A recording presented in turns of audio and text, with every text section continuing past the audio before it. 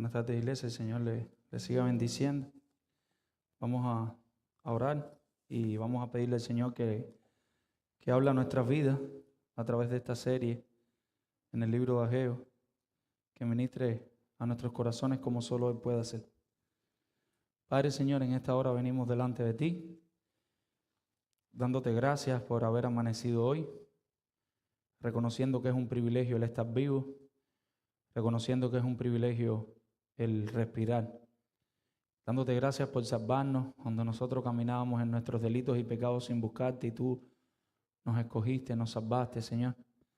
Y hoy podemos ser hijos tuyos, hoy podemos disfrutar de tener el Espíritu Santo en nuestras vidas, de tener tu palabra en nuestras vidas y de saber que un día estaremos en tu presencia, allí adorándote por la eternidad, Señor. Allí delante de Cristo, Señor, delante de ti, amado Padre Celestial. Gracias, Señor, por la obra de tu Espíritu Santo. Ahora, mi buen Padre, yo te pido por los méritos de Cristo, que seas allí tocando el corazón de cada uno de nosotros, para que esta palabra, Señor, caiga en un terreno seguro. Padre, ayúdanos a no hacer un ejercicio académico aquí al frente, sino solamente a predicar fielmente tu palabra y que tu Santo Espíritu dé fruto, Señor. Ayúdanos y danos la capacidad de poder aclarar este texto y ministre este texto a nuestros corazones y que podamos ver a Cristo en él también y que podamos, Señor, imitarle y vivir para tu gloria. Confiamos en ti, Señor. Perdona cada falta y cada pecado. Ayúdanos, Señor. En el nombre de Jesús. Amén. ¿Se escucha bien, mis hermanos? ¿Se escucha ¿Ustedes lo escuchan bien? Soy yo entonces. Entonces, mis hermanos, tenemos la tarea de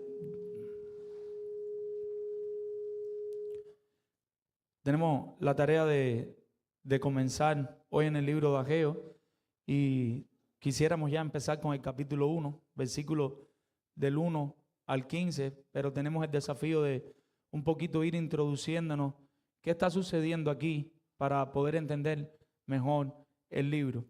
A partir del año 19 antes de Cristo, el rey Herodes el Grande reconstruyó el templo. Nosotros vamos a estar hoy hablando del segundo templo del pueblo de Israel.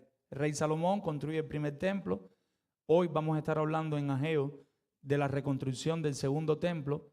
Ya muchos años después, 19 años antes de Cristo, el rey Herodes el Grande reconstruye este templo. O sea, encima de este templo ellos vuelven a agrandarlo, a hacerlo más bonito, más vistoso y todo. Pero hay ciertas cosas que podemos ver que sucedían después de esta reconstrucción que nos puede traer un poquito de claridad, un poquito de luz de las cosas que se hacían en un templo en el pueblo de Israel. Una de las cosas que nos enseña esta construcción del templo del año 19 antes de Cristo es que había una zona afuera donde los gentiles podían estar. Esa zona era conocida como el patio exterior. En el patio exterior ustedes tienen muchas narraciones en los evangelios que habla de la mesa de los cambistas.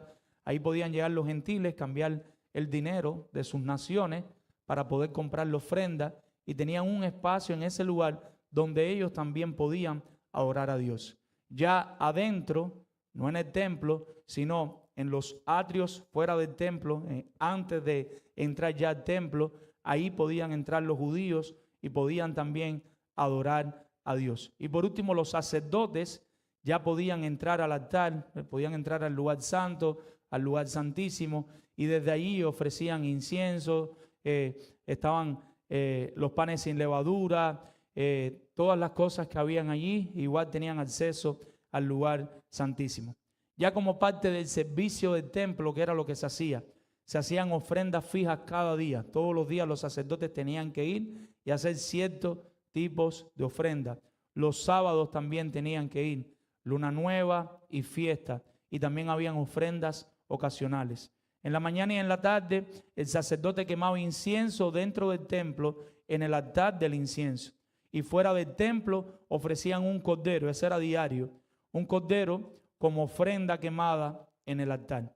Allí los sacerdotes desde el templo, allí se entonaban himnos y el pueblo cantaba. Los levitas eran quien hacían esta tarea, se entonaban salmos, se tocaba trompeta y los sacerdotes hacían una bendición sacerdotal sobre el pueblo, reunido para el culto, y hacían una oración. También los sacerdotes ya dentro del templo, en una de las salas que tenían allí un espacio donde ellos oraban y se hacían 3 bendiciones también.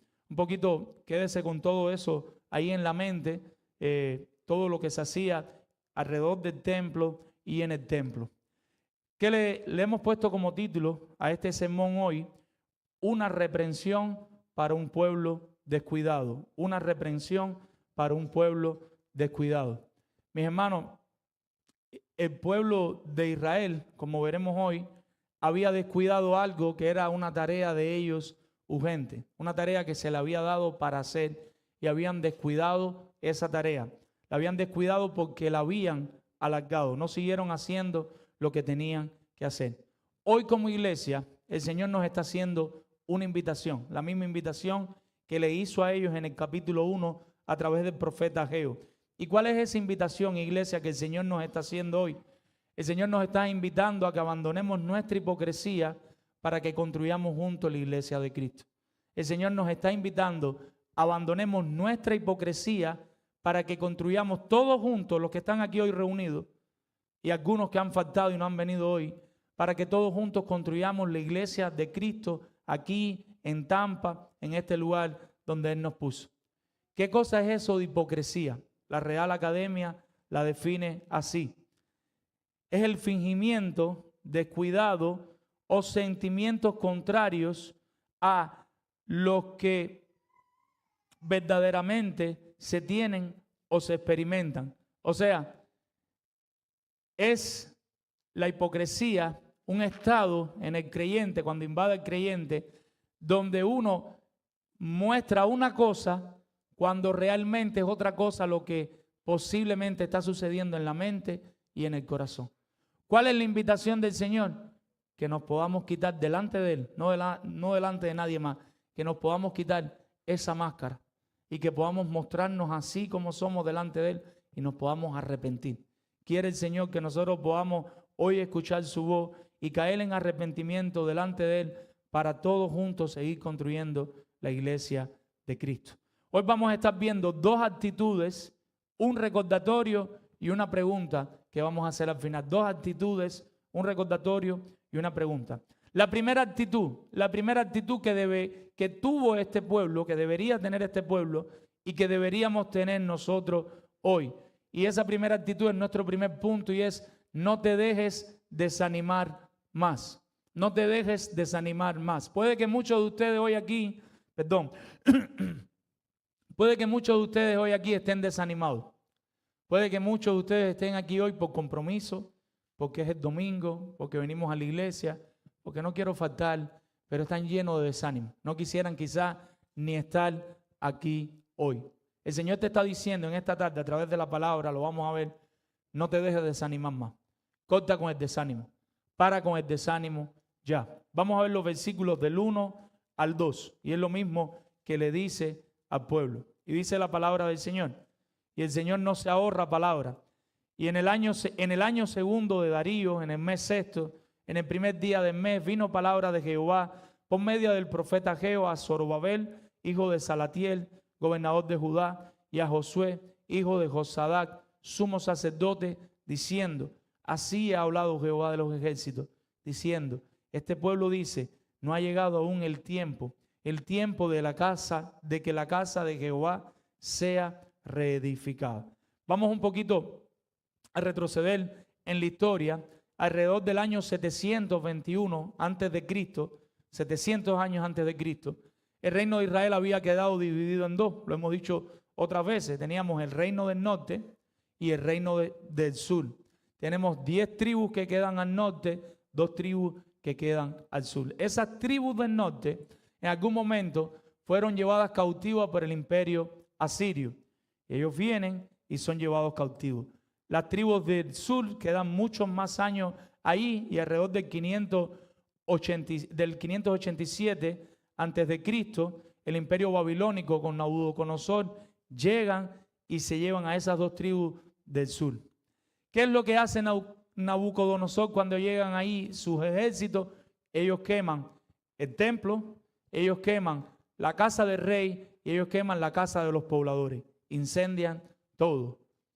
Todo queda destruido. En el 538, ¿qué es lo que pasa? Del 587 que sucedió eso, al 538, según mi matemática, alrededor de 49 años, Zorobabel, el líder de la tribu de Judá, es enviado por el rey que hay en ese momento, el rey Ciro, y es enviado a que ellos vayan allá y a que ellos puedan reconstruir el templo. No solo les envían, sino que les dan materiales y les dan ayuda para que ellos puedan empezar la reconstrucción del templo. En Esdras, capítulo 3, se narra que Zorobabel junto a Josué estaban haciendo esta tarea. Josué era el sumo sacerdote. Entonces aquí tenemos, miren al principio del texto, y habla de Zorobabel y habla de Josué. Versículo 1, ahí lo ven. Y Zorobabel sería, por decirlo de alguna manera, un líder a manera de gobernador en el pueblo. Y Josué es el líder espiritual, él es el sacerdote.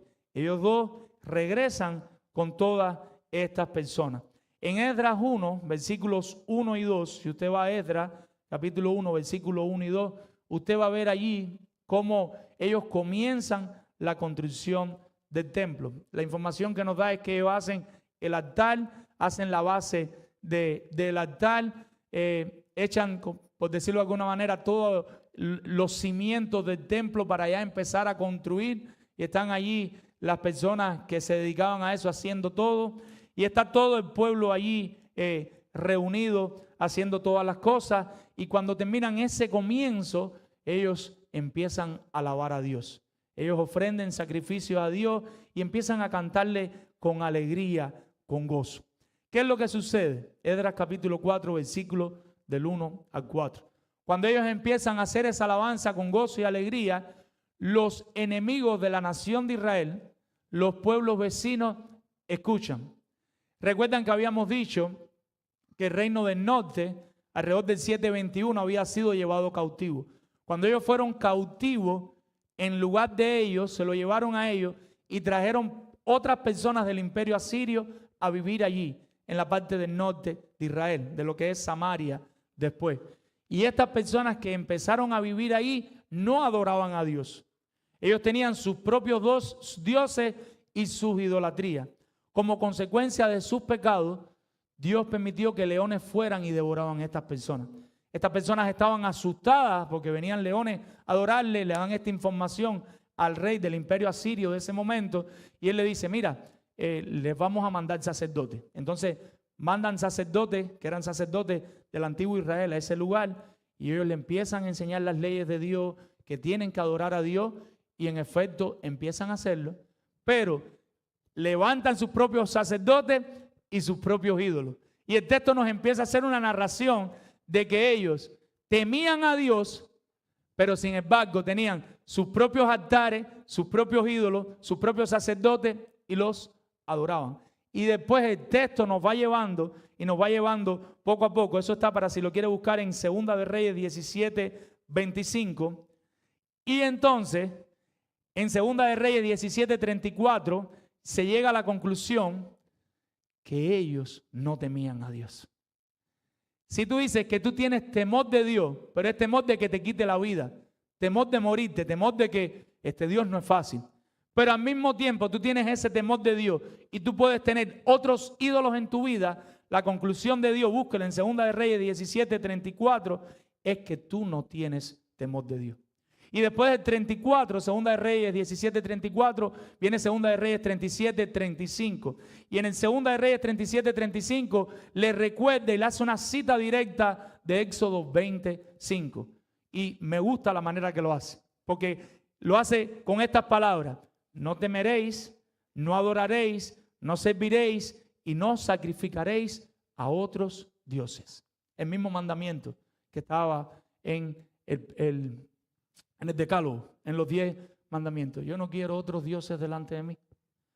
Y después dice en el 36, solo a Jehová es a quien tú le vas a temer, le vas a adorar, le vas a servir y le vas a sacrificar. Dios no comparte su gloria. Conclusiones. ¿Cuáles son las conclusiones aquí? Las conclusiones son, ellos están ahora alabando, el otro pueblo se entera de lo que están haciendo allí y el otro pueblo viene, vayan a Esdras de nuevo, Esdras capítulo 4, versículo 3, y se acercan y le dicen, mira, nosotros queremos adorar contigo. Déjenos adorar con ustedes, déjenos construir con ustedes. Pero como Zorobabel sabe en verdad, y era todo lo que estábamos contando, quiénes son los verdaderos dioses de su corazón, le dice no. Nosotros tenemos esta tarea y esto es algo que nosotros debemos hacer solos. ¿Quiénes somos nosotros? El pueblo escogido por Dios. Esto es una tarea que Dios nos dio a nosotros y esto es una tarea que debemos seguir adelante como lo mandó Ciro, rey de Persia. Entonces ellos tienen, el emperador de Persia, Ciro, todo el poder que les dio para llegar allí, más la ayuda que les dio y ellos lo están haciendo. Ahora, ¿qué dice nuestro texto? Cuando usted empieza, vamos ya a Ageo, perdón esta larga explicación, pero tenemos que entender qué está sucediendo aquí. Y cuando llega aquí a Ageo, hay otro emperador. ¿Cómo se llama este nuevo emperador? Darío. Dice el texto, en el año segundo del rey Darío. Y ahorita vamos a ver que toda información es importante. ¿Y qué dice en la segunda parte del versículo B? Este pueblo dice, no ha llegado aún el tiempo de que la casa de Jehová sea reedificada. Mis hermanos, desde Esdras, en Esdras capítulo 4, versículos 4 y 5, cuando estas personas vienen al pueblo de Israel y le dicen, déjenos adorar con ustedes, déjenos construir con ustedes, y el pueblo de Israel le dijo, no. Ya ellos tenían la parte del altar para ofrecer las ofrendas, tenían la zapata del templo. Desde ese momento esas personas le empezaron a hacer una lucha a ellos, una presión, y empezaron a escribirle a los funcionarios de Ciro, y después cuando llega Darío empiezan a escribirle a los funcionarios de Darío, y el pueblo sabe lo que le pasó. El pueblo quedó intimidado y atemorizado. El pueblo escogido de Dios, que se supone que tenía ese Dios que adoraba, que creía, que amaba, por un pueblo que no adora a Dios de corazón, quedaron intimidados y pararon la obra por muchos años. Ya ha pasado mucho tiempo y ahora está Darío en su segundo año de mandato. Extiende completamente el imperio, llegan hasta Egipto, llegan a parte no soñada y ahora miren lo que está sucediendo. Lo que está sucediendo es lo siguiente: la iglesia debería continuar la obra. Pero ¿qué es lo que hace la iglesia? Vuelva al versículo 2, la segunda parte. La iglesia está diciendo, el pueblo de Israel está diciendo, no ha llegado aún el tiempo de que la casa de Jehová sea reedificada. La construcción se paró hace años y ellos dicen, las circunstancias que hay a mi alrededor indican de que la construcción del templo no debe continuar. Ellos seguían con temor, ellos seguían con preocupación. El año segundo del rey Darío indica que ya había estabilidad en el imperio. Cuando una persona vence a la otra, ya pasaron 2 años, ya hay estabilidad. Ellos podían estar construyendo ya, pero no lo estaban haciendo. Pero no solo dice el año segundo, sino que dice también el sexto mes. En el sexto mes el pueblo de Israel debía hacer una evaluación de la cosecha, de los frutos, de todo lo que tenían sembrado. Y era el momento adecuado para darse cuenta. ¿Saben qué? Tenemos algo. Y si tenemos algo, ¿a quién deberíamos darle lo mejor en nuestra vida? A Dios. Tenemos para darle a Dios. Pero eso no fue lo que hizo el pueblo. ¿Qué es lo que hace el pueblo en esa situación? El pueblo sigue planteando, no es el momento de que nosotros sirvamos a Dios. Vamos al versículo 12 un momentico. Y en el versículo 12, que lo vamos a ver ahorita, se nos da la información de que ahí estaba Zorobabel, de que estaba Josué, pero que también estaba todo el resto del pueblo. O sea, todo el tiempo que veamos a Ageo aquí hablando, está escuchando Zorobabel, está escuchando Josué y está escuchando todo el pueblo. Resumen de este primer punto. El pueblo escogido de Dios se había desanimado por las circunstancias adversas. Habían sido intimidados por un pueblo impío que no creía en Dios y habían parado de construir el templo que debía ser una prioridad en su vida el templo para ir allí como pueblo escogido a adorar a su Dios. Y lo habían parado posiblemente por 17 años. Había estado parada la construcción. El pueblo se llenaba la boca de decir, todavía no es el momento de construir este templo. ¿Qué hace el Señor? El Señor envía al profeta Ageo a confrontarlos en su pecado. Y el profeta Ageo, junto con otro profeta que no veremos aquí, el profeta Zacarías, son los encargados de hacerle ver al pueblo que en momento de servirle al Señor y de darle lo mejor al Señor, ¿sabe cuál es? Todo momento. En todo momento y en todo tiempo nosotros deberíamos servir al Señor y darle lo mejor al Señor. No existe para el Señor una cosa como el mejor momento para servirle. Yo me acuerdo de un tratadito que dice, todavía muy joven para creer en Dios, muy niño, muy joven, todavía muy ocupado trabajando para creer en Dios, todavía muy viejo para creer en Dios, y termina el tratado, todavía ya muerto, ya no puedo creer en Dios. A los creyentes nos pasa así, pero no para creer en Dios, sino para entregarnos completos por Dios. Para nosotros nunca es el tiempo para empezar a servir al Señor. Siempre, todavía falta un poquito, todavía un poquito más. Esperemos un poquito más. Mira, a partir del mes que viene tú vas a ver que sí, ya yo empiezo a servir al Señor. Dame un chance más, dame un poco más. Ageo, hasta aquí, ¿qué está diciendo Ageo? Este pueblo está diciendo que no es el momento de adorar a Dios. Entonces, tenemos que pasar al segundo punto. Tenemos que pasar al segundo punto. Algunos de ustedes ya se preguntarán, oye, pero con la condición adversa que tenía este pueblo, ¿cómo es que es el momento de que ellos sirvan a Dios?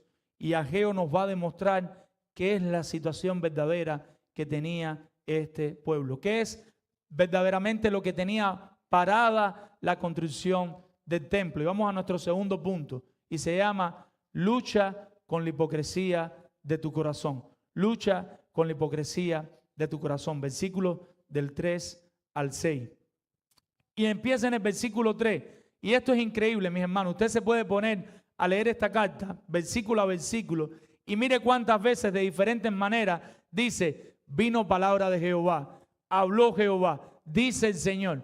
Casi la misma cantidad de versículos que hay aquí, con algunas diferencias, es constantemente Dios habló, Dios habló, Dios habló, Dios habló.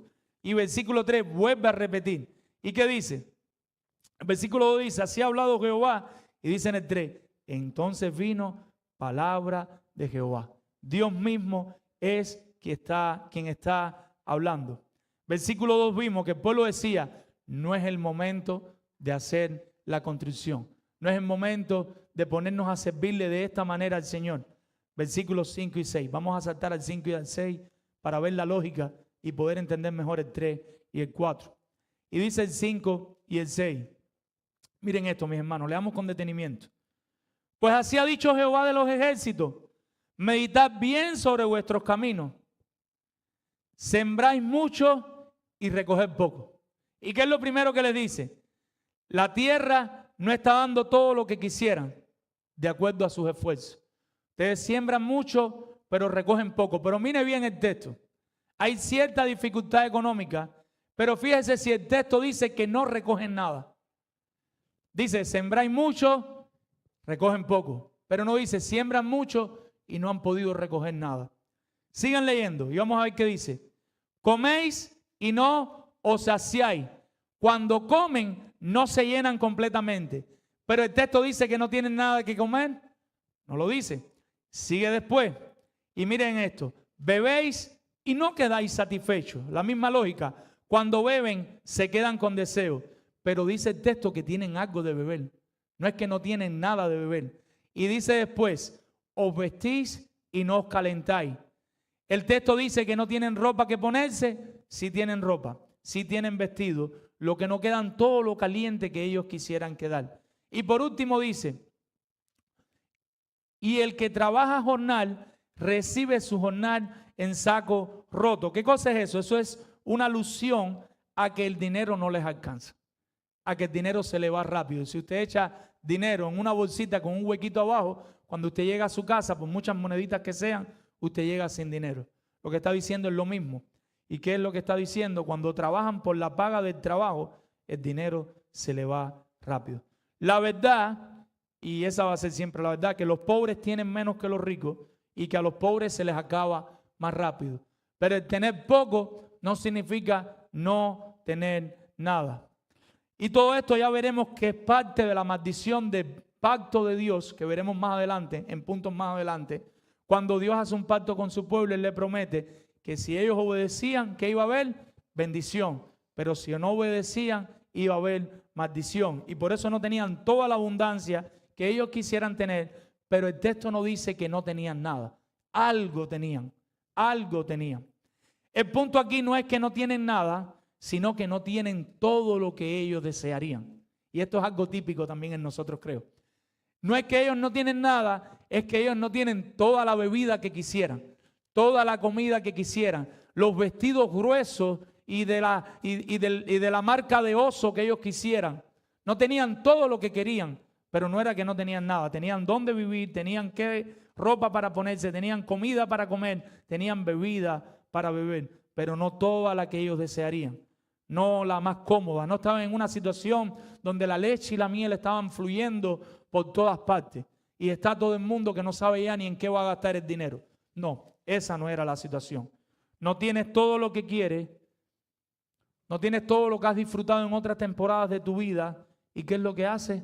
Te deprimes y crees que toda esta situación es la más mala del mundo. Algo así era lo que estaban viviendo ellos. Solo tienes ojos para ver hacia arriba, para ver aquellos tiempos cuando tenías más, aquellos tiempos cuando tenías de todo. Veamos ahora el versículo 4, a ver qué dice. Y miren lo que dice el versículo 4. ¿Cuál es la queja del Señor contra ellos? ¿Cuál es la queja? Es para vosotros tiempo, para vosotros de habitar en vuestras casas artesonadas, y esta casa está desierta. ¿Cuál es la queja del Señor contra ellos? ¿Cuál es la queja? La palabra artesonada lo que significa es lo siguiente, y usted lo puede encontrar en Primera de Reyes, capítulo 6, versículo 9, y Primera de Reyes, capítulo 7, versículos 3 y 7. Y artesonada tenía que ver con la manera de revestir las estructuras con algún material, posiblemente de cedro. Lo que le está diciendo el profeta es: ustedes tienen casas hechas con el mismo material que se debería hacer el templo, con la misma madera buena de cedro. Las casas de ustedes son de cedro.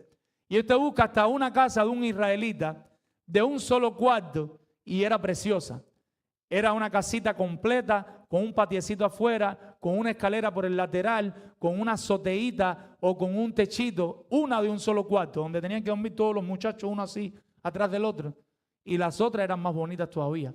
O sea, ellos tenían casa con una buena madera y bien hecha. En Jeremías, por si usted lo quiere buscar en su caso ahora, 22:14, el Señor dice lo siguiente, y habla de una ocasión donde los hijos del rey pecaban de vivir así mientras el pueblo no tenía nada. ¿Cuál es la queja de Jeremías?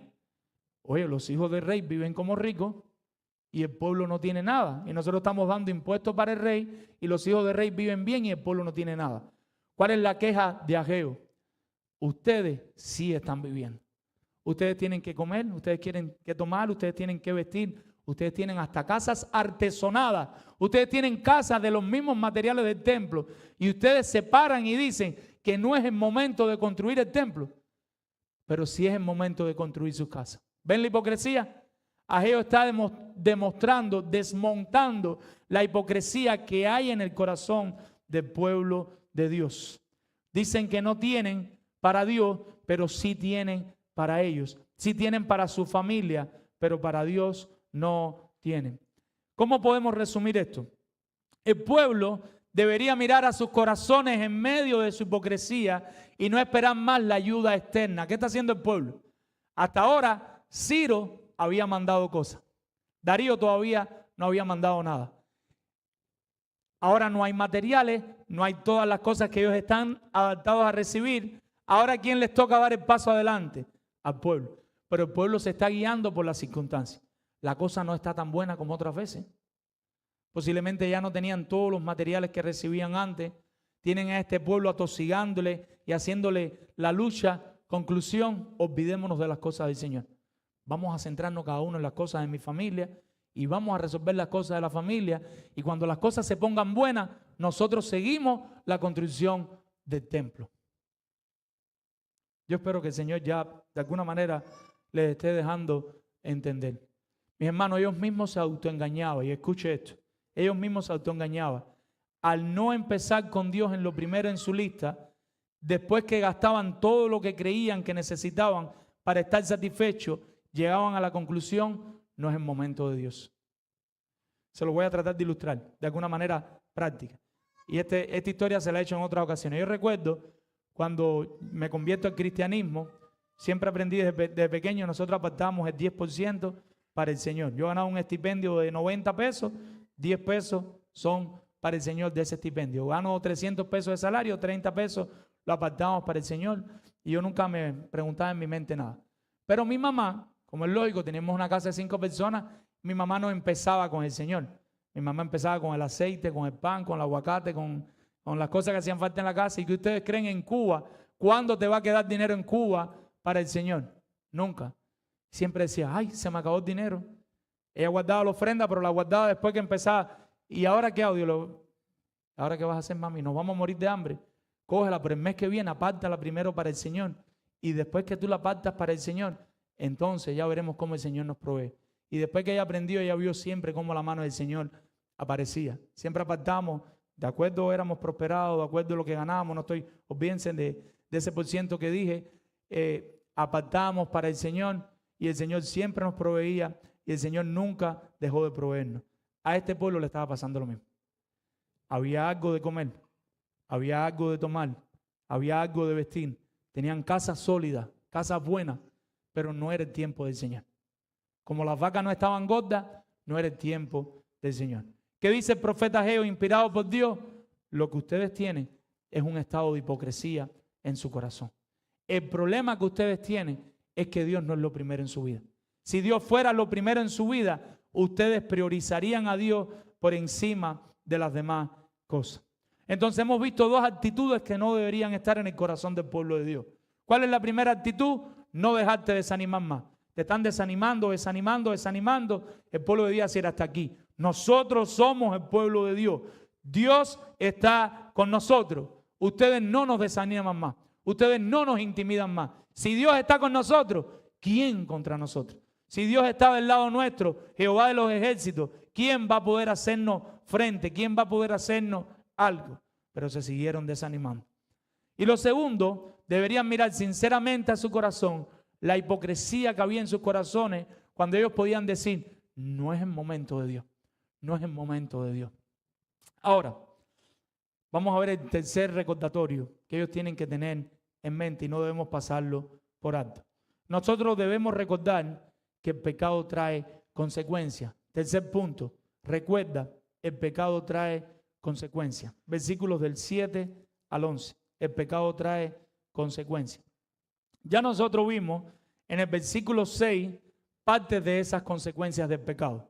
Ahora vamos a ver versículos 7 y 8. Y Dios sigue hablando. Versículo 7. Así ha dicho Jehová de los ejércitos, meditad sobre vuestros caminos. Dios sigue hablando. Y dice, subir al monte y traer madera y reedificar la casa y pondré en ella mi voluntad y seré glorificado, ha dicho Jehová. Buscáis mucho, y esta es parte de la maldición, y allá hay poco, y encerráis en casa, y yo lo disiparé en un soplo. Porque dice Jehová de los ejércitos, versículo 9, por cuanto mi casa está desierta, y cada uno de vosotros corre a su propia casa. ¿Ven cómo se repite la idea? Mi casa está sola, el templo no se construye, pero cada uno de ustedes corre a su casa. Cada uno de ustedes corre a disfrutar lo que tienen. Por eso se detuvo de los cielos sobre vosotros la lluvia y la tierra detuvo su fruto. Versículo 11. Y llamé la sequía sobre esta tierra y sobre los montes, sobre el trigo, sobre el vino, sobre el aceite, sobre todo lo que la tierra produce, sobre los hombres y sobre las bestias y sobre todo trabajo de mano. El pueblo estaba olvidando que mientras más se alejaban de Dios, más se estaban alejando de la bendición del Señor. El pueblo estaba olvidando estas promesas del pacto donde Dios había prometido que si ellos obedecían al Señor, Él los iba a bendecir, pero cuando ellos se alejaran del Señor iban a sufrir las consecuencias de alejarse de Dios. Algunos pudieran pensar ahora, humanamente mal pensado, Dios solo le importa un lugar para estar. ¿Cuál es el énfasis de Dios de tener un templo? Dios está pensando en sí mismo. ¿Qué Dios más egoísta? Y se nos olvidan dos cosas. Una, Dios no necesita un templo para vivir. Segunda, y lo dice el texto más adelante en otro pasaje que va a tocar predicar, Dios es el dueño del oro y de la plata. Entonces, ¿qué quería Dios? ¿Qué es lo que quería Dios? ¿Qué se proponía Dios con que le hicieran un templo? Porque Dios quiere que ellos prioricen la casa de Dios por encima de las cosas de su familia, por encima de las cosas de cada uno. Porque Dios está deseando su mayor bien. Dios no quiere que le hagan un templo. Dios quiere que le hagan un templo para que el pueblo vaya y adore a Dios, para que el pueblo se reúna e hiciera todo lo que debía hacer según Dios había estipulado en ese momento, para adorar a Dios de la manera correcta, para que se hicieran todas las cosas que debían hacer para el bien del pueblo. Dios quería que el pueblo pusiera a Dios en su primer lugar. Cuando el pueblo está abandonando la construcción del templo, el pueblo está abandonando a Dios. Es algo así como cuando nosotros decimos, no, pero yo creo en Dios, pero yo solo, yo no necesito iglesia. Esa era la actitud que estaba teniendo el pueblo en ese momento. Versículo 8, miren lo que dice. Subir al monte y traer madera. Ahora está parado aquí el profeta Ageo. Está Zorobabel, está José, está el pueblo. Posiblemente están en el templo. Posiblemente, y vamos a verlo ahorita, están en ese lugar de las ruinas ahí. Ahí es donde Ageo está dando este discurso delante del pueblo. Y posiblemente señala con la mano. ¿Y a dónde le señala en el versículo 11? Subir al monte y traer madera y reedifiquen la casa. ¿Dónde estaba la madera? Ahí. ¿Se puede mirar ahí la montaña? ¿No la ves ahí?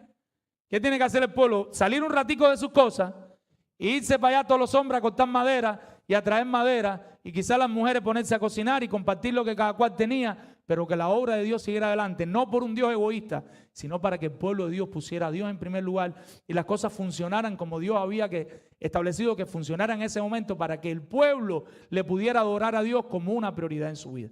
Por eso empezamos ahorita explicando todo lo que se hacía en el templo, que era más que el sacrificio, el incienso que se necesitaba, las oraciones, el pueblo adorando a Dios. Todo eso se había parado. Cuando se paró la construcción del templo, el pueblo había parado toda la adoración al Señor. Dios quiere el mayor bien de ellos. Dios quiere que ellos pongan la gloria en el lugar correcto, y la gloria en el lugar correcto era ir allí a darle gloria a Dios. Mientras ellos no fueran ahí, no iban a ir a darle la gloria al Señor. Dice la Biblia de la Reforma, su falta de preocupación por la construcción mostraba su falta de salud espiritual. No era un problema de ingeniería, mis hermanos. Y según ya Ageo demostró, no era un problema de recursos, porque sus casas estaban buenas. Y aquí no estamos hablando de un templo de cemento de 4 pisos con aire acondicionado. Estamos hablando de una casa de madera que ellos debían hacer con ciertas divisiones. Era ir y ponerse a hacer eso y hacerlo lo mejor que pudieran con los recursos que pudieran. Dios nunca le iba a pedir que dieran más de lo que ellos podían dar. Ellos no habían priorizado eso. Ellos no habían priorizado eso. ¿Cómo podemos resumir esto? ¿Cómo podemos resumir esto? Ageo viene de parte de Dios y le habla al pueblo para que recuerden que su problema no es un problema de recursos, sino que es un problema, ni es un problema de las circunstancias, sino que su problema es un problema de corazón, es un problema de prioridades. Las prioridades de ellas estaban cruzadas.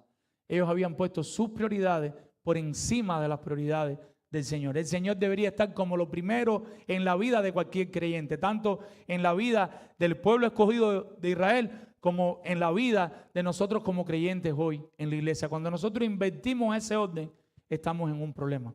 Estamos en un problema, ya sea consciente o inconscientemente.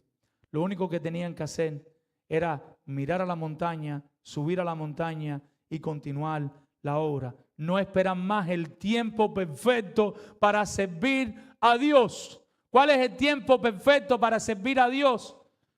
Todo el tiempo, todo momento, en la condición que nos encontramos.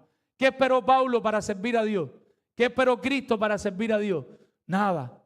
Todo momento es el momento de servir a Dios. Todo el momento es el momento de priorizar a Dios en nuestras vidas. Una verdadera espiritualidad es una relación con el Señor, pero también es práctica. La verdadera espiritualidad se ve. Una aparente devoción sin acción, ¿saben qué cosa es? Nada. Y tú puedes venir aquí y levantar las manos al cielo y orar, y cada cual tiene su forma de orar y está compuesto de una manera y adoras todo a Dios y te vas. Pero si tú nunca sirves al Señor, si tú no estás haciendo nada para el Señor a través de la iglesia local, mi hermano, tú no estás verdaderamente interesado en el Señor. Estás interesado en ti con el Señor, pero no estás interesado en el reino de Dios, no estás interesado en el pueblo del Señor. Dios sabe que mientras más el pueblo estaba lejos del templo, más lejos estaban de Él y más centrados estaban en ellos mismos. Y aquí es donde está el peligro, en que estaban demasiado centrados en ellos mismos.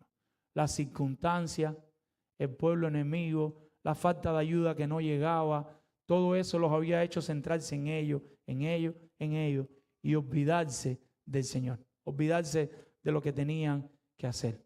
Cuarto y último punto. El pueblo debería hacerse una pregunta. ¿Cuál es la pregunta que se debería hacer el pueblo y que yo quisiera que nos hagamos cada uno hoy, mis hermanos? Y que este sermón no caiga en ese suelo manchado, en ese suelo sucio, sino que caiga en nuestros corazones y que dé fruto. ¿Cuál es la última pregunta y el último punto? ¿Despertarás a la voz de Dios? ¿Despertarás a un templo ahí sin nada para arriba, así vacío, con las estacas en el piso, con las cosas en el piso, pero no tiene nada hacia arriba? En medio de eso, ¿qué es lo que pasa? Versículo 12. Y oyó Zorobabel, hijo de Salatiel, y Josué, hijo de Josadac, sumo sacerdote, y todo el resto del pueblo. ¿Quiénes estaban ahí? Todos. Todos estaban ahí. ¿Y qué oyeron? La voz de Dios a través del profeta. Escucharon la voz de Dios y las palabras del profeta Ageo, como le había enviado Jehová su Dios. ¿Y qué hizo el pueblo? Temió el pueblo delante de Dios. La palabra cayó donde tenía que caer. Y el Espíritu Santo hizo la obra que solo el Espíritu Santo puede hacer. El Espíritu Santo, a través de la palabra de Dios, empezó a producir arrepentimiento en esta persona. La palabra temor llegó a su corazón. Esa palabra temor en el hebreo es yaré y significa temor reverente. Es la actitud con que una persona reconoce el poder y la condición de la persona a la que se le reverencia y se le rinde el debido respeto. ¿Qué es lo que había perdido el pueblo? ¿El dinero? No, el temor de Dios. Y volvemos atrás. Había un pueblo que decía que temían a Dios, pero tenían otros ídolos. Conclusión de Dios: no temen a Dios. Es Dios y ya. Y ahora tenemos en contraste el pueblo de Dios que dice que teme a Dios, pero está amedrentado por los enemigos y las circunstancias y no sigue sirviendo a Dios. ¿Cuál es la conclusión de Dios? Hasta este momento el pueblo no tenía temor de Dios. Este pueblo no le estaba temiendo a Dios. ¿Qué es lo que hace el Espíritu Santo? Gloria a Dios por eso. A través de la reprensión de parte de Dios por el profeta Ageo, derrama ese temor en el corazón de ellos. En ese momento es que se empieza a producir el arrepentimiento en el corazón de ellos. Hasta ese momento el pueblo no estaba viviendo para la gloria de Dios. El pueblo estaba viviendo 17 años después, dejar la contrición, abandonar la contrición, y el pueblo estaba viviendo, llevaban 17 años viviendo para sí mismo. Se habían olvidado del Señor, pero el pueblo está reconociendo su error. El pueblo cae en temor y el pueblo puede decir: le hemos fallado a Dios. La pregunta es: ¿puedes reconocer tú ahora en tu vida, y no ha llegado al final todavía, pero puedes reconocer tú ahora en tu vida que posiblemente le está fallando al Señor? Puedes reconocer tú ahora en tu vida que quizás no tienes un San Lázaro, una Santa Bárbara en tu casa, pero que el ídolo de tu familia, el ídolo de tu tiempo de calidad, el ídolo de tu reposo, el ídolo de tu descanso y todas esas cosas han hecho que tú desplaces a Dios como el primer lugar, la primera pasión en tu corazón, como aquello por lo que tú dabas la vida, aquello por lo que tú te morías. Y era la hora que fuera y sin bañarte y sin comer, pero tú tenías que servirle a tu Dios. ¿Por qué ahora eso no está pasando? Porque Dios ha pasado a un segundo lugar en tu vida. tus hijos, tu esposa, tu familia, todo ahora está por encima de Dios. Siempre hacemos énfasis en la iglesia, cuida a su familia, adora a Dios, cuida su relación con el Señor. Y es verdad y lo vamos a seguir haciendo. Pero Dios tiene que ser lo primero en nuestra vida. Y la única manera de medir que Dios es lo primero en nuestra vida no es filosófica y emocional, es práctica. Y si yo te pregunto, ¿Dios es lo primero en tu vida? Y tú me dices sí. Y yo te pregunto, demuéstrame que Dios es lo primero en tu vida. Dios no es lo primero en tu vida.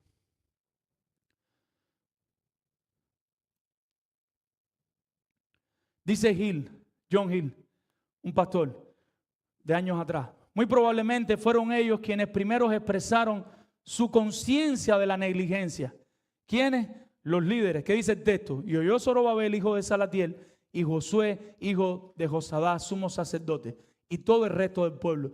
La narrativa no es como una cosa que viene así una tras de la otra. En ocasiones las narraciones ocurren en espacio. Posiblemente aquí los primeros que reaccionan a la predicación son los líderes. Y ellos van y le piden perdón al Señor ahí delante de todo el pueblo. Y después es que el pueblo sigue y pide perdón. Ellos posiblemente están expresando su negligencia anterior y su disposición a cumplir las instrucciones recibidas, dando así un buen ejemplo al pueblo, lo cual sin duda influyó en ellos. No solo los líderes respondieron con arrepentimiento, el pueblo completo lo hizo. Estaban todos escuchando a Dios en la boca del profeta y esas palabras estaban provocando el efecto en ellos que debían provocar. Y esas palabras estaban trayendo arrepentimiento, convicción de pecado y una respuesta de parte del pueblo. Los líderes son los primeros que tienen que dar el ejemplo. Nadie puede ser líder en su hogar y no es el que más se sacrifica en su hogar. Y ustedes no pueden ser líderes de una iglesia y en cualquier lugar cuando ustedes no están dispuestos a sacrificarse por la iglesia y por nada. Filosóficamente nos encargan los títulos, los reconocimientos, las cosas. Pero ¿hasta dónde estamos dispuestos a dejar nuestra vida por la obra del Señor? Hay una palabra interesante, otra palabrita más interesante, es la última palabra que quiero destacar porque esto es una narrativa. Y cuando la Reina Valera dice el resto del pueblo, la Biblia de las Américas dice el remanente. Esa palabra remanente señala cómo Dios sigue preservando un pueblo escogido que le siga adorando. ¿Recuerdan cómo en Abraham Dios escoge al pueblo de Israel? Y cómo Dios trae un grupo, le crea todas las condiciones, ese grupo lo abandona, pero a pesar de ese grupo, Dios sigue preservando un grupo que le adore. Y ese grupo que él ha preservado, ¿cómo responde? En arrepentimiento, responden ante su buen Señor. Ellos fueron llevados a Babilonia por sus pecados y ellos son retornados por la pura gracia de Dios. ¿Para qué lo hizo Dios? Para que ellos hicieran sus casas artesonadas, sus productos prosperaran, para que ellos tuvieran muchas vacas y muchas cadenas de oro o muchos collares o tuvieran muchas cosas. ¿Para eso lo hizo el Señor? No, el Señor los trajo a su pueblo escogido para que volvieran a vivir para la gloria del Señor. Por su pecado van a Babilonia, por la gracia de Dios regresan. ¿Qué debían hacer ahí? Vivir para la gloria del Señor. ¿Qué fue lo primero que olvidaron? A Dios. ¿En qué fue lo primero que se centraron de nuevo? En vivir para sí mismos. ¿De dónde el Señor nos trajo a nosotros? De Cuba, Venezuela, Nicaragua, Perú, México, se me van a quedar países. Salvador, Honduras, República Dominicana, Puerto Rico, no hay nadie de Haití. No sé qué país se me queda. Guatemala, Colombia. ¿Para qué el Señor nos trajo? No está mal, lo que Dios prospera a cada uno, siempre lo hemos dicho, gloria a Dios. Lo que Dios le dé a cada uno, gloria al Señor por eso. Pero siempre, siempre sin olvidarnos de la obra del Señor. Siempre sin olvidarnos del Señor. ¿Qué había hecho el pueblo? Se centró en sí mismo. Y eso es algo muy fácil, mis hermanos. Eso es algo muy fácil que nos puede pasar si nos descuidamos, mis hermanos. Y no podemos decir, yo amo al Señor y quedarnos solos en filosofía.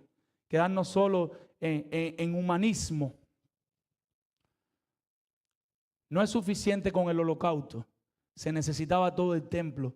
Se necesitaban los himnos, las oraciones, el incienso, el lugar santísimo. Se necesitaba todo, mis hermanos. Es una mala adoración una adoración incompleta.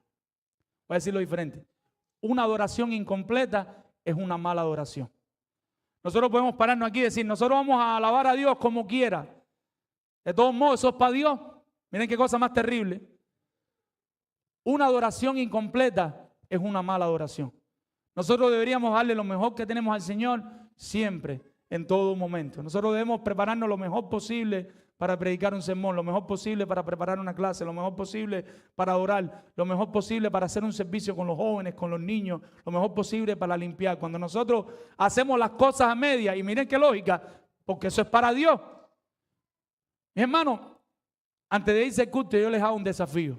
Acérquense a ese cuarto y acérquense a este. No me respondan nada. Y miran a ver si los cuartos de su casa se parecen a esos dos.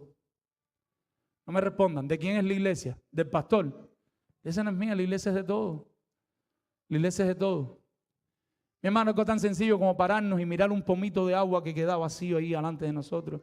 Ir al baño, lavarnos las manos, tirar los papeles, todo el espejo lleno de agua, todo. Pero, ¿de quién es eso? Eso es para el Señor. Y en su casa usted deja el baño así. Estoy seguro que su esposa coge un palo de escoba y le dice, vaya para allá. ¿Y qué es eso? Yo tengo un niño aquí en la casa, yo tengo un esposo. Posiblemente. Si tu esposa no es cubana, quizás no haga eso. Pero bueno. Pero por amor, mis hermanos. No es por ley, es por amor. Si tú amas a tu esposa, tú tratas ahí un poco de recoger lo más que puedes. Porque ella está cansada y agotada igual que tú.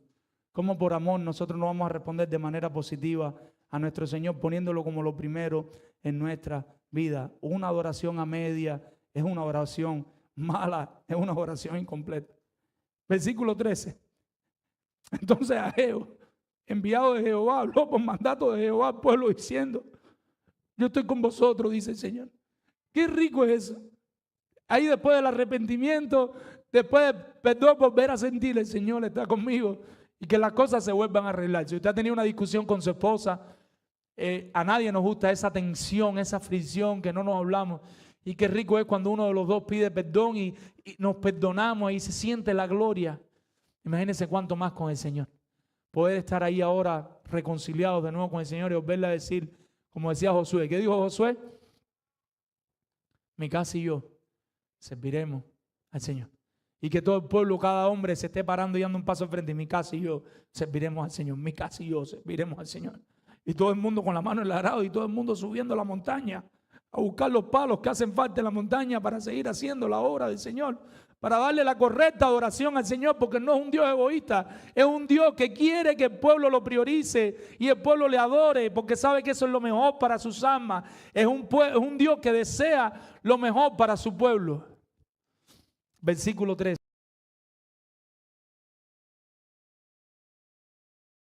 El pueblo está arrepentido de sus pecados. Dios nunca lo dejó solo. Si Dios nos deja solos, ¿sabe qué nos pasa? Dejamos de existir. Dios no los había dejado solos. Pero a medida que se alejan de Él, la seguridad de su presencia se va apagando. A medida que ellos se alejaban del lugar de adoración para dar la mejor adoración, la completa adoración, su relación con Dios se iba enfriando.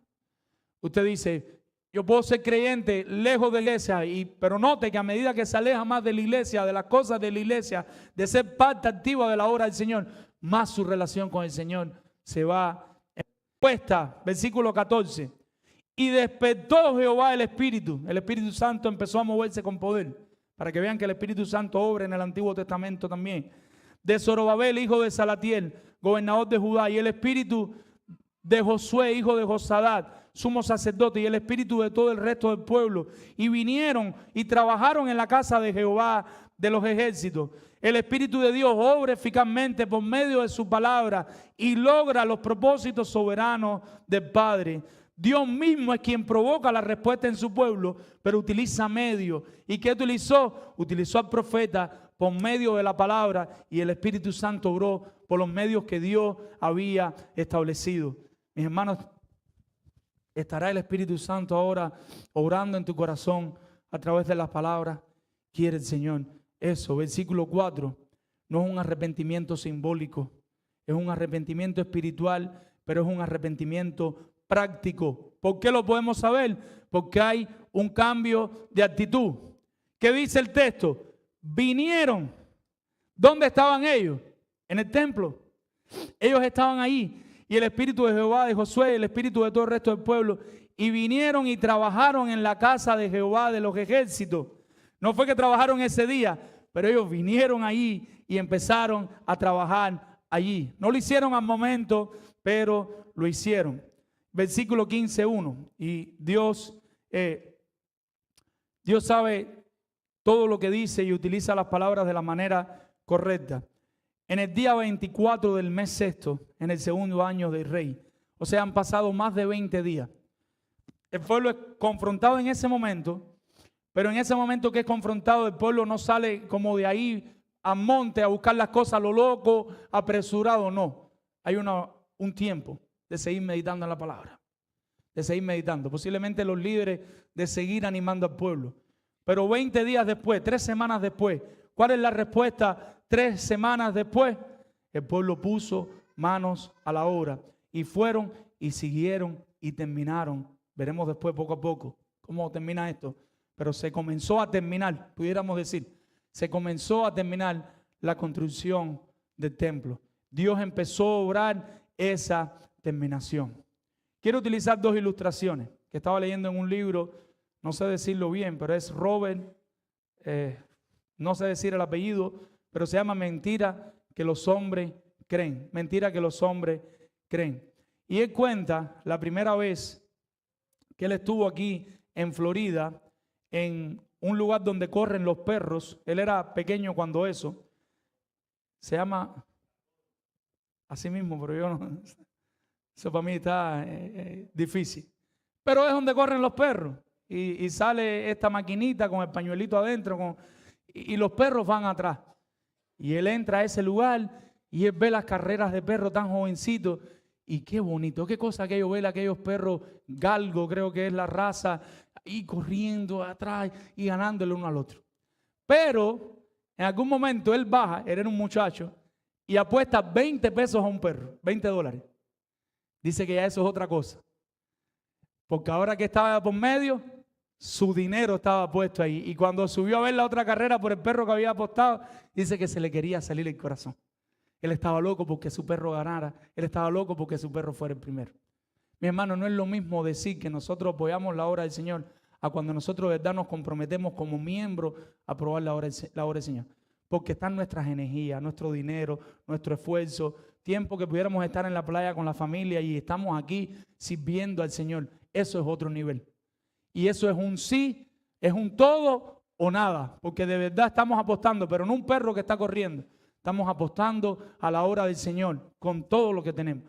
Dinero, finanzas. Y no estoy hablando de descuidar la familia, no estoy hablando de descuidar nada, no estoy hablando de dar lo que no tiene. Estoy hablando de lo que tenemos, sin hipocresía, porque sin hipocresía significa tener para apoyar, ya sea fuerza, dinero, energía, dones, talento, pero también significa no dar más de lo que podemos, porque Dios conoce nuestros corazones y hasta dónde podemos llegar. Pero no hay forma de que Dios esté en lo primero en nuestra vida y que de una manera práctica no estemos dando todo para el Señor, lo que podemos y para la obra del Señor. Una segunda ilustración, y es una persona que él conoce que se llama Rick, y él está compartiendo, él y su esposa conocen a Rick y a su esposa, parece que se mudan a un vecindario y en medio de la conversación, como deberíamos hacer cada uno de nosotros, él le dice, bueno, ¿y qué tal tu fe? Y él le cuenta, wow, tremendo, y estaba yendo en ese momento. Sigue la conversación y el autor del libro dice que él se imagina que ahora el hombre iba a la iglesia. Y dice, ¿cómo está la iglesia? Y dice, no, yo me convertí, pero yo no voy a la iglesia. Yo soy un hombre muy ocupado. Yo trabajo de lunes a sábado, yo tengo negocios, yo tengo inversiones. El domingo es para ir a la playa con mis hijos, para descansar, para tomarme un relax.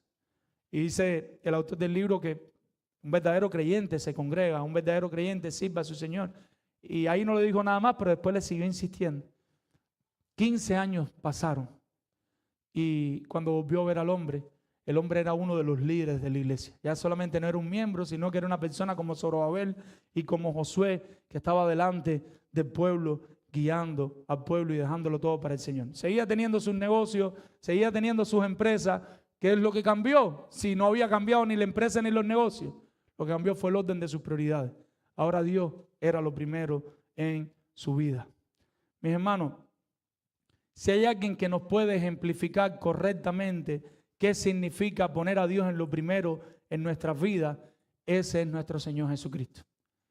Si tú estás ahí en tu mente, ahí en tu corazón levantando todo tipo de excusas, pero tú no sabes lo que yo hago, pero tú no sabes, tú no sabes. Mi hermano, Cristo tenía más excusas que nosotros y no las presentó. Lo que hizo fue como un siervo obediente ir hasta la muerte y muerte de cruz. Cristo tenía todas las razones para desanimarse. Principio de su ministerio, Mateo capítulo 4, ahí nosotros vemos Lucas capítulo 4, Satanás en el desierto tentándole para desanimarle. Nosotros vemos a Pedro tratando de desanimarle, Judas con su traición tratando de desanimarle, la muerte tratando de desanimarle. Nada permitió que él quedara completamente desanimado, porque él tenía una misión y una misión que él tenía que cumplir. Cristo modeló lo que es andar sin hipocresía, andar de manera sincera en una relación con su Padre, donde su Padre era la prioridad por encima de todas las cosas. El Hijo del Hombre no tenía dónde recostar su cabeza. Cuidado con pensar que Cristo tenía todos los lujos y todas las cosas. Era un ministerio que era por fe, que era poco a poco. Y solo por Cristo, mis hermanos, es que nosotros tenemos hoy acceso al Padre para orar con gozo y alegría. Mi hermano, hoy no necesitamos ese templo que tenía el pueblo de Israel, pero sí necesitamos a Cristo en nuestras vidas para venir y adorarle como iglesia. Y si Cristo lo dio todo por nosotros, lo más lógico es que nosotros lo demos todo por Cristo.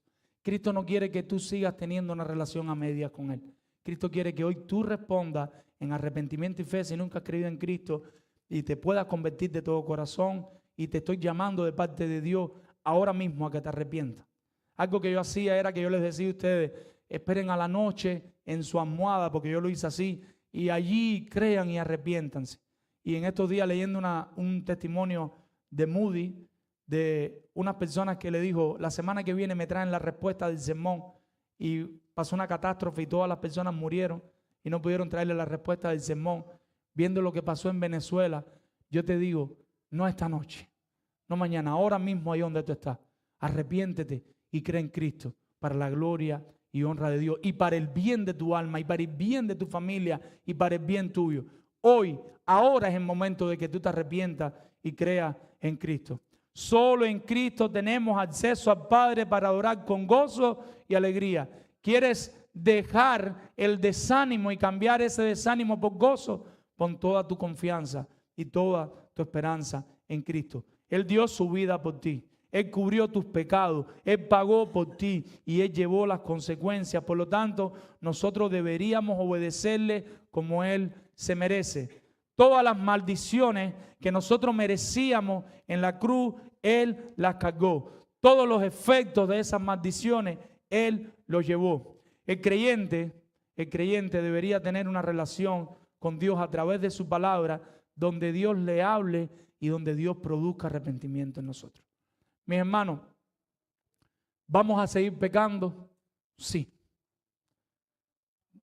Sí, pecamos. Estamos en un cuerpo caído. Vamos a seguir pecando. Pero también deberíamos seguir arrepintiendo. Pero también deberíamos seguir creciendo en santificación. Poco a poco, pero deberíamos estar creciendo en santificación. Si Cristo murió por nosotros, nuestro estado no puede ser el mismo. Nuestro estado no puede ser el mismo, mis hermanos. Tenemos que rogarle al Señor que nos muestre esos pecados ocultos en el corazón y que nos ayude a quitarnos la máscara delante de Él, solo delante de Él, para que delante de Él le digamos y le presentemos nuestras excusas, mis hermanos. Y todas esas excusas que damos para no servir al Señor, para no vivir con el Señor, las presentemos delante de Él. Nuestra respuesta debería ser una respuesta obediente a nuestro Señor Jesucristo. Si Cristo murió por ti, siempre vas a despertar a la voz de Dios. Si Cristo murió por ti, siempre vas a despertar a la voz de Dios. Y tú tienes el puño ahí subido, molesto, pero te levantaste y abriste la Biblia y empezaste a leer. Y si el Espíritu Santo está en ti, no hay forma que tú termines ese devocional y digas, perdón, Señor, por como yo estaba contigo. Qué mal estoy, Señor. O empiezas a orar ahí, a quejarte como los salmistas, y no hay forma de que termines arrepentido delante del Señor. Mis hermanos, ¿qué está causando tanto desánimo en tu vida? las influencias, las presiones? ¿Qué es lo que te está atemorizando tanto para que veas como una opción abandonar a Dios y a su obra? Mis hermanos, el problema no está en las circunstancias, mis hermanos. El problema está en nuestros corazones. Seamos sinceros. Y les quería hacer algunas preguntas. ¿Es verdad que no tenemos nada de comer? ¿Es verdad que no tenemos nada de beber? ¿Es verdad que no tenemos nada para vestirnos? ¿Es verdad que no tenemos dónde vivir? ¿Cuál es la respuesta sincera? No es verdad. Es un problema del corazón. Es un problema de satisfacción, de aprender a estar contento con lo que tenemos después de haber puesto a Dios en el primer lugar y después aprender a estar contento con todo lo que tenemos. Pero si invertimos ese orden, nunca vamos a estar satisfechos. ¿Quién no tiene un piso nuevo que echar? ¿Quién no tiene unos gabinetes nuevos que comprar? ¿Quién no tiene otro carro más porque con uno no alcanza? ¿Quién no tiene el mío ya desde el 2008? Me hace falta desde el 2012. ¿Quién no tiene eso? Entonces, si esperamos a que todo eso esté cubierto para servir al Señor, ¿saben cuándo le vamos a servir al Señor? Nunca. ¿Cuándo vamos a apoyar la obra del Señor? Nunca. Jamás lo vamos a hacer. Si bien quizás no tenemos todo lo que quisiéramos, quizás ni para los placeres más legítimos, que es probable con lo difícil que está la vida, no tengamos para unas buenas vacaciones, para remodelaciones, para uñas, para el pelo, para una buena salida de vez en cuando como matrimonio. Pero sería hipócrita de nuestra parte delante de Dios cuando nosotros le decimos a Dios que no tenemos nada para darle y para ofrecerle de nuestro tiempo, de nuestros dones, de nuestras ganancias. Lo que pasa es que si Dios no está en lo primero en nuestros corazones, no se va a ver reflejado de una manera práctica en la manera que vivimos para Él. Podemos decir, pero otra es hacer. Es ser antes que hacer, pero también hay que hacer. Porque el que es antes que hacer, también hace para el Señor. Mi hermano, le quiero recordar que a veces abusamos de la gracia. Y este terremoto en Venezuela es un recordatorio de que el pecado trae consecuencias y que nosotros tenemos que tener cuidado de la manera que estamos viviendo delante del Señor. Nosotros no podemos coger a un Dios santo a la ligera. Si ya Cristo murió por nosotros, nosotros deberíamos arrepentirnos y mostrar ese arrepentimiento. Nosotros debemos despertar a la voz de Dios a través de la Biblia, de los sermones, de las enseñanzas. Pero si nosotros creemos que todo lo que estamos haciendo está bien, pues nunca vamos a cambiar. Si tú crees, yo estoy bien así como estoy, yo no voy todos los cultos, pero yo estoy bien, como conversaba con un joven en estos días y tristemente él creía que tú podías faltar a la iglesia, que eso es normal. O sea, tú vas un domingo sí, uno no, vuelves a ir uno sí. Esa es la cosa más normal del mundo. Si tú crees que sin servir a la iglesia, sin ser miembro de la iglesia, sin estar ahí de verdad apostando, no estoy diciendo apostando en dinero, sino con el corazón ahí en tu iglesia local, si tú crees que vas a estar bien delante del Señor y estando así, nunca vas a cambiar. Nunca vas a cambiar. La manera de comprometerte con Dios es comprometerte con la iglesia. ¿Qué cosa es la iglesia? La esposa de Cristo. Cuando nosotros hacemos ese ejercicio es como dice Paguache, es como si tú me dijeras a mí, pastor, qué bien tú me caes, pero a tu esposa no la soporto. Si tú lo piensas, mejor no me lo digas, porque es mi esposa y yo doy mi vida por ella. Yo doy mi corazón por ella. ¿Cuánto más Cristo que murió por la iglesia? ¿Tú crees que tú le vas a decir a Cristo, oh Dios, yo te amo? Y la iglesia no me importa. No funciona así, mi hermano. La iglesia es la esposa de Cristo. La manera de mostrarle a Dios que nosotros nos interesamos por Él es cuando nos interesamos por apoyar la iglesia local. ¿Dios necesita dinero? No, Dios necesita que tú vayas al cielo y le arregles el baño o le arregles la electricidad o que le arregles la plomería. Dios no necesita nada de eso. Dios no necesita eso. La iglesia local es la que necesita de nosotros para seguir haciendo juntos la obra de Cristo. Quiero terminar con unos consejos. Pero antes de decir los consejos, le quiero recordar a los líderes que ellos son los primeros que deben modelar. No hay forma de que nosotros queramos liderar esta iglesia y no nos preocupemos por ningún miembro de la iglesia. No hay forma que queramos liderar esta iglesia y no podamos sacar el tiempo para hacer nada en la iglesia. Vas a hacer cualquier cosa menos un líder. Las personas no te van a seguir nunca.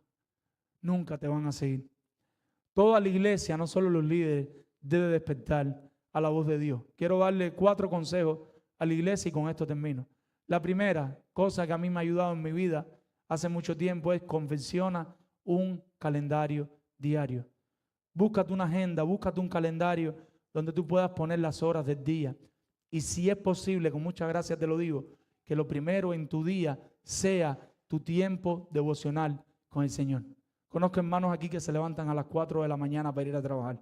Sería imposible que ellos puedan tener un devocional a las 3:30. Pero en los 15 minutos de lunch, en los 30 minutos de 15 minutos de break, en los 30 minutos de lunch, cuando llegas a la noche a la casa, no tienes tiempo para estar con el Señor. Mi hermano, si algo ha demostrado en Mundial, se lo decía a unos hermanos el viernes por la noche, si algo ha demostrado en Mundial es que tenemos tiempo. Cada vez que usted dice que no tiene tiempo para el Señor, pero usted vio un pedacito del Mundial, o peor aún, como me enteré en estos días de un pastor que ha visto todos los partidos del Mundial, mi hermano, deberíamos caer de rodillas y pedirle perdón al Señor. Cuando nosotros no tenemos tiempo para edificar la iglesia de Cristo, no tenemos tiempo para leer la Biblia, no tenemos tiempo para orar, pero tenemos tiempo para ver un partido de fútbol. Y se lo dice a alguien que le gusta el fútbol, que le entretiene el fútbol. Pero quizás no ha podido tener el privilegio que tiene usted de poder ver un partido completo todavía. Porque hay muchas cosas que hacer. Mis hermanos, seamos sinceros con el Señor. Si algo demuestran las redes sociales, es que nosotros tenemos tiempo. ¿Cómo puede pasar un día sin estar en la palabra del Señor? Y podemos ver 3 reels de personas muriendo en Venezuela, que está bien que lo veamos, pero sí, eso sí lo podemos ver, pero la palabra del Señor no la podemos tomar en las manos. Mis hermanos, sí tenemos tiempo, lo que es un problema de corazón. Por eso necesitamos arrepentirnos y poderle pedir perdón al Señor. No tienes tiempo. ¿Cuándo fue la última vez que te acostaste sin bañarte por servir al Señor? ¿Cuándo fue la última vez que te acostaste sin comer porque donaste tu tiempo de almuerzo para servir al Señor? ¿O te quedaste sin almorzar para servir al Señor? Sí tenemos tiempo, mis hermanos, pero es un problema del corazón. Hazte un horario diario y que Dios sea una prioridad en tu vida en el momento que puedas en el día. Ir ahí, entrar a un lugar, estar en un lugar donde estés tú solo con el Señor.